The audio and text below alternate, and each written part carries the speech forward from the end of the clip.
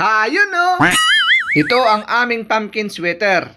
Kulilat sa sparring, halimaw naman sa aktwal na exam.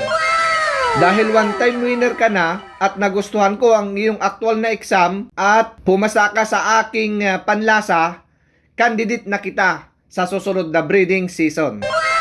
Ituloy natin ang iyong naumpisahan. Ibabalik ko ulit ang iyong naging asawa at dadagdagan ko pa. Sana all madagdagan ang asawa.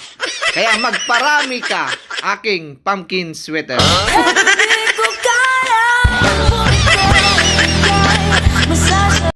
Ito yung anak ng ating pumpkin sweater na kriros natin sa Perfection Roundhead at Tornado Hatch. Bale, ang bloodline nito ay 3-week cross na. Ayan ang anak ng ating pumpkin sweater, napakapugi.